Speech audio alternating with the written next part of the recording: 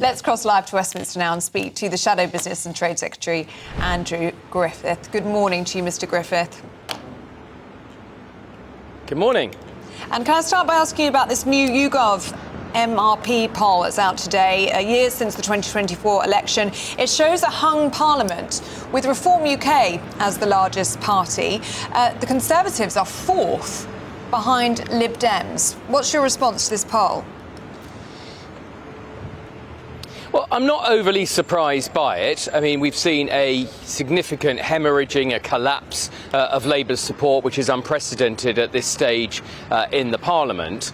And really what it says to me is that they want a government, and I hope the next Conservative government will be exactly that, that's got credible plans to change anything. Because if people keep voting and things don't change, you don't get a government that tackles some of the things that really matter to people, then you see this level of support spinning off. So we've got some work to do, that's very clear. I'm out today talking about some of the honest truths that we need to confront, but also about how we will take concrete steps to improve this country by repealing Labour's 300-page red tape unemployment bill that they're pushing through at the moment. That's just going to make it harder for our country to grow, harder for people who are currently on welfare to get into work. And that's the sort of work that I think people expect the opposition to do, and it doesn't surprise me at all that it will take time after that devastating result for my party a year ago for people to come back to us and for us to re-earn their trust.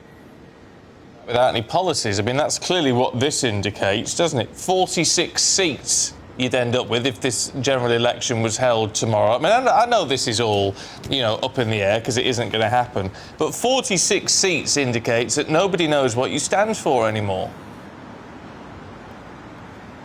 Well, I'd be very happy to tell you exactly what we stand for. The Conservative principles are unchanged. We believe any policies in economic prosperity, the family, a strong defence, law and order. Well, I'll give you some policies as well. We will repeal Labour's family farm and family business death taxes. I'm announcing today that we will repeal their trade union aspects of the employment rights legislation that's going to reduce the level of employment in our economy and stop us growing and our children having the more prosperous lives and opportunities that they deserve. And we do have policies to start to get to grips with the crisis of immigration, whether it's deferring indefinitely people's ability to stay here and live on benefits, or reverting to a net zero approach to immigration where effectively no more people come in than leave our country. So we do have some policies, and I think there's a balance between having a number of policies that you can communicate and getting the mind time to be able to do that. As I say, I'm talking today particularly about business and how business is fundamental to growing our economy. What's your policy on welfare? Because we've got this key vote on Tuesday, of course. I mean, second reading of the welfare reform bill. Would you vote? I mean, basically, they're proposing what the Conservatives said they were going to do, which is cut down on disability payments. So are you going to vote for it? Are you going to support it? Look, we've got a clear policy on welfare, which is you need proper reform that is fair to taxpayers and is based on getting people off welfare and into work. That's our policy in a nutshell. That is not what this Labour measure does. We've said if they come back and make some changes so that it genuinely reduces the burden on the taxpayer, if they stop what they are doing, which is rising unemployment each and every month through more red tape on employers and their 25 billion jobs tax, if they change some of those policies, then we would support them as well. So there's no doubt this country needs welfare reform. The bills are too large. The number of people receiving welfare is too many. This is not that measure, but we are seeing once again, Labour are U-turning, they're wobbling, and they can't even bring their Labour backbenchers with them. So you've laid out these three tests in terms of welfare, but you know that the government isn't going to agree to those. So you're just playing politics with people's lives. No, I don't think that's fair or right. This is an extremely serious issue, and the tests that we've laid out are wholly unobjectionable. The idea that the Chancellor repeats what she said after her last emergency budget, which is that she has no plans to put up taxes. Putting up taxes at this moment in time would be a disaster for our economy. And so ruling out those tax rises shouldn't be something that this government finds difficult. And in fact, the fact that they're refusing to do that tells you everything you need to know about their propensity to raise more money from taxpayers and splurge that on an unreformed public sector. The idea of welfare reform based fundamentally on getting people into work. Their own independent assessment of their measures say that it won't get anyone else into work. It's just taking away, but it's not putting people back into the workplace where they should be.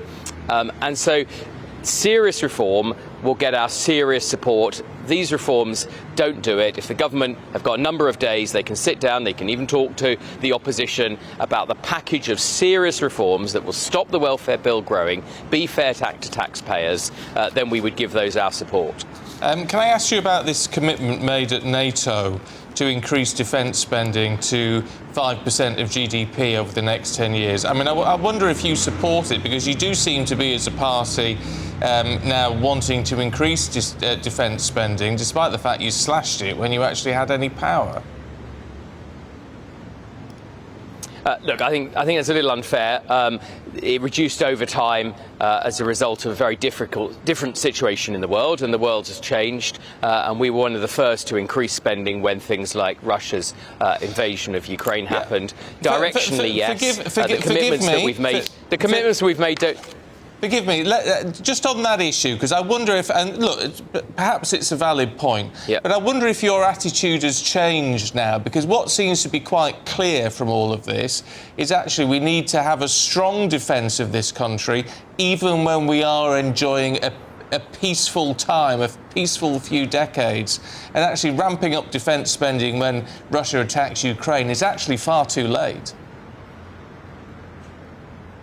Yeah, look, I think that's broadly fair. I mean, there's no point bolting the stable door after the horse has bolted. And I think everybody had a rude awakening about the degree to which the peace dividend had been extracted and we'd underinvested in our own defence. I think that's completely fair. And we wouldn't do that again in the same situation with the benefit of hindsight.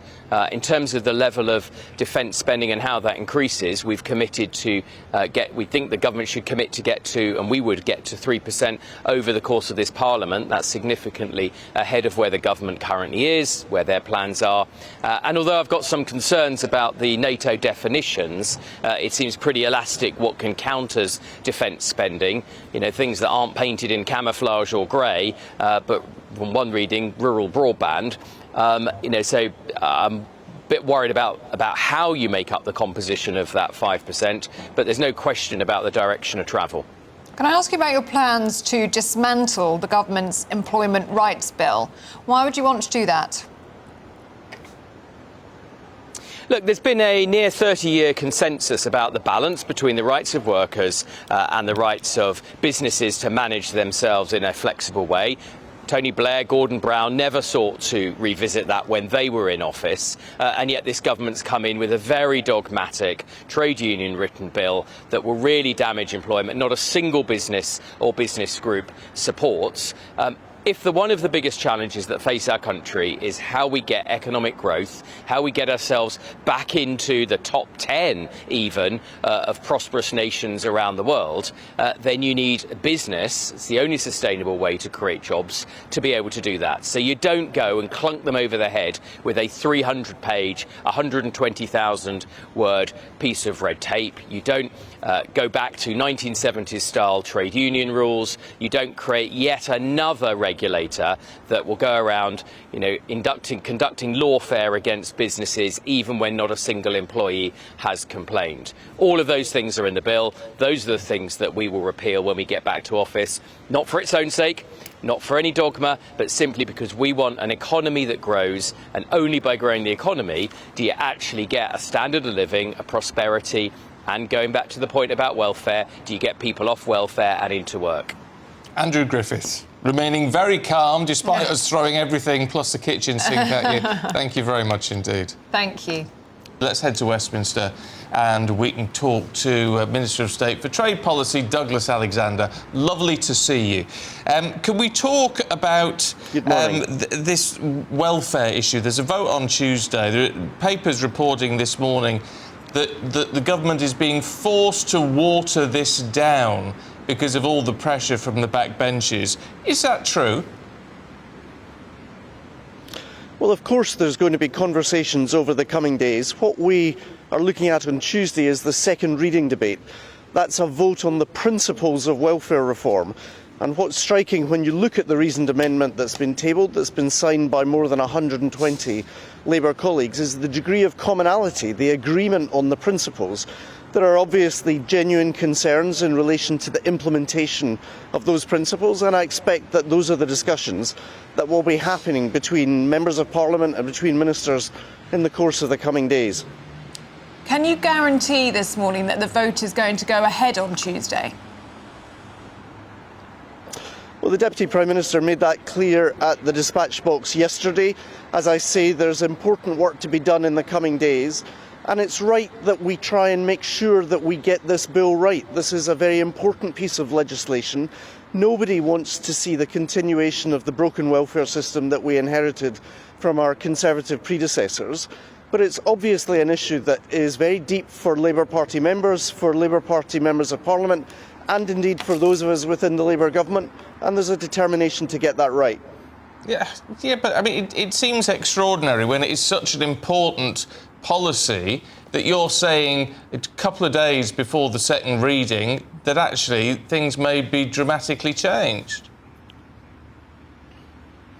Well, respectfully, it's not a couple of days. We've got many days and many hours to talk through this bill. The second reading is the first stage of the legislative passage. You've then got the committee stage, you've got the report stage, you've got the third reading.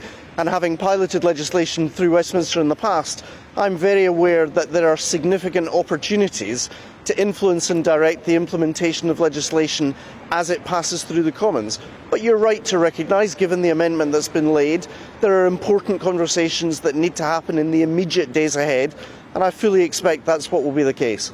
We're talking about potentially northwards of 120 Labour MPs backing this rebel amendment. And the Prime Minister was asked yesterday about all of this, and he described his party as being pretty united behind a need for change. But this threatened rebellion is enough to wipe out the government's working majority in Parliament. That doesn't seem pretty united. So is the Prime Minister out of touch with his own party?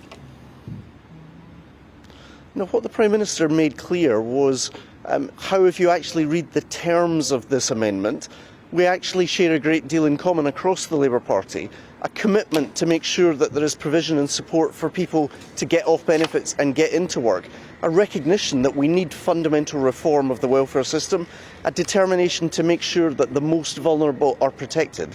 Now, it's right to recognise that there have been concerns expressed within that reasoned amendment, but that's exactly why these conversations will now be happening.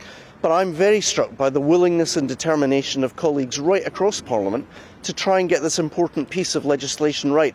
I've got many friends as well as colleagues who have signed that amendment, and I fully anticipate that we'll be talking to them in the coming days.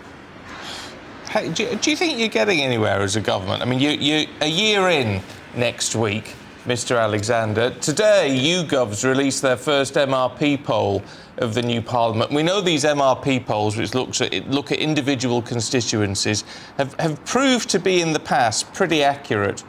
It says if there was an election now, it'd be a hung Parliament. Reform on 271 seats, Labour on 178.